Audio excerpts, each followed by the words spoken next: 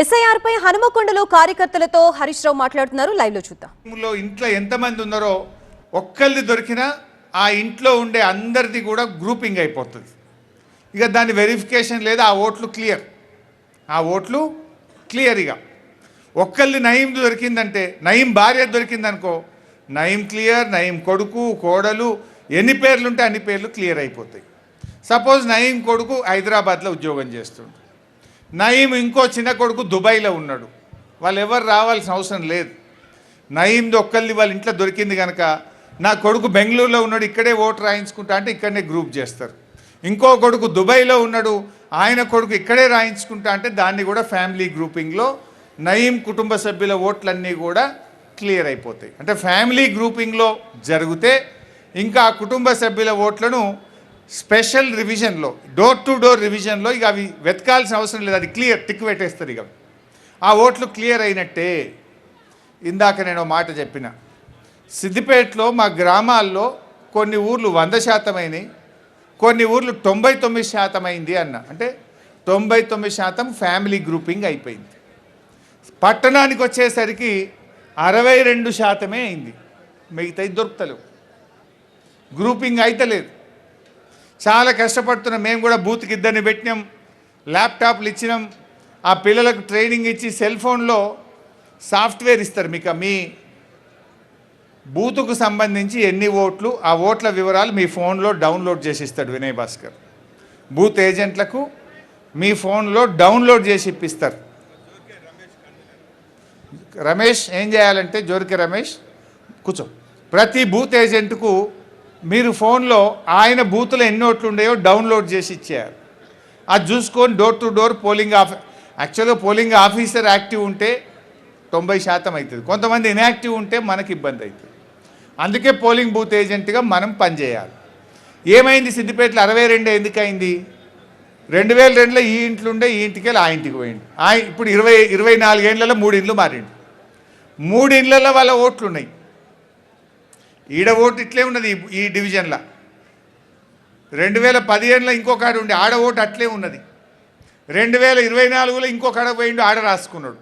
3 ఇట్లా ఏమైతే ఇప్పుడు ఒకటే ఉండాలి కదా, అంటే 2 ఎగిరిపోతాయి. టౌన్లల్లో ఇల్లు ఖాళీ చేసిపోవడంలో కొంత ఎక్కువ ఎగిరిపోతూ ఉన్నాయి. రెండవ సమస్య ఏమొచ్చింది, నంగునూరులో బదిపడగ ఊర్లో ఆయనకు ఓటు ఉండే. పిల్లలు చదువుకునేటప్పుడు ఏమైంది, వచ్చి 2 ఏళ్ళు కిరాయికు ఉన్నారు, పిల్లలు చదివించిండ్రు, అప్పుడు ఓటు రాసుకున్నారు, మళ్ళీ బదిపడగ వాపసు పోయింది. ఆ ఓటు ఏమవుతుంది, బదిపడగ ఊర్లు ఉంటుంది తప్ప టౌన్లో ఉండే అవకాశం ఉండదు. కొంతమంది ఊర్లో రాయించిండ్రు, ఇక్కడ రాయించిండ్రు.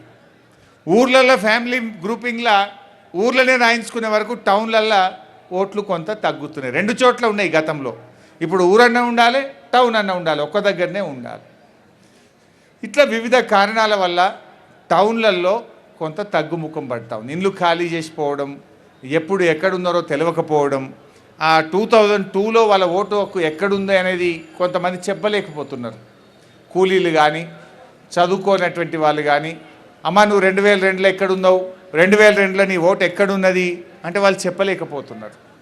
అప్పుడు మనము సాఫ్ట్వేర్ ద్వారా మేమేం చేసినామంటే, వినయ్ గారు కూడా ఆలోచించి ప్రతి 10 బూతులకు 20 బూతులకు మన చదువుకున్న ఒక మంచి కార్యకర్తకు ఒక ల్యాప్టాప్ ఇచ్చి, ల్యాప్టాప్లో ఓట్ డాటా పెట్టి ఆ పిల్లోడిని పంపిస్తే మీరు వెరిఫై చేయొచ్చు. వాళ్ళ ఆధార్ కార్డు తీసుకొని కొడితే అదే చూపిస్తుంది 2002లో వీళ్ళు ఏడ ఉన్నది వీళ్ళ ఓటు అనే ల్యాప్టాప్ ద్వారా దాన్ని సేకరించి దాన్ని గ్రూపింగ్ మనం చేయగలిగితే పని జరుగుతుంది. ఎందుకంటే వాళ్ళు కొంతమంది గుర్తుండదు, 2002లో ఏ ఇంట్లో కిరాయకున్నావు, నీ ఓటు యాడుండే, 2002లో ఏడో ఓటేసినావు అంటే ఇప్పటికి 20 సార్లు ఓటేసి ఉంటారు. ఓసారి ఎమ్మెల్యేకు, ఓసారి ఎంపీకి, ఓసారి కార్పొరేటర్కు. వాళ్ళకు గుర్తుంటుందా? గుర్తుండే అవకాశం లేదు. అందువల్ల మీరు ప్రతి 5-10 బూతులకు ఒక మంచి చురుకైన కార్యకర్తను, ఒక ల్యాప్టాప్ ఉన్న కార్యకర్తను గుర్తించి వాళ్ళకి ఆ డేటా అంతా షేర్ చేస్తే సాఫ్ట్వేర్ ఉంది దానికి. మనం పోయి అలా ఆధార్ కార్డు ఇచ్చి వాళ్ళ ఇంటి పేరుతో కొడితే 2002లో వీళ్ళ ఓటు ఎక్కడుందో దొరుకుతుంది. అప్పుడు దాన్ని బట్టి ఫ్యామిలీ గ్రూపింగ్ చేసేటువంటి అవకాశం దొరుకుతుంది. మేము ఇదంతా చేస్తే కూడా 62%లే ఉన్నాం. అంటే డెడ్ ఓట్లు పోతాయి, డబల్ ఓట్లు పోతాయి, 3 ఇండ్లు కిరాయాలు మారితే పోతాయి. ఇట్లా గ్రామంలో పట్టణంలో ఉంటే పోతాయి, 4 రకాలుగా పోతాయి. ఊర్లో ఉంటుంది, టౌన్లో ఉంటుంది. చనిపోయిన ఓట్లు, డబల్ ఓట్లు, తర్వాత ఇండ్లు మారితే ఉండే ఓట్లు, ట్రిపుల్ ఓట్లు కూడా ఉంటాయి కొన్ని. అవన్నీ ఫిల్టర్ అయితే కనుక మనకు కొంత తగ్గేటువంటి అవకాశం ఉంటుంది. ముఖ్యంగా లేబరు, చదువుకోనటువంటి వాళ్ళు 2002లో ఓటు ఎక్కడుందో చెప్పలేకపోవడం వల్ల కూడా మనం ఫ్యామిలీ గ్రూపింగ్ చేయక కూడా కొంత ఇబ్బంది అవుతుంది.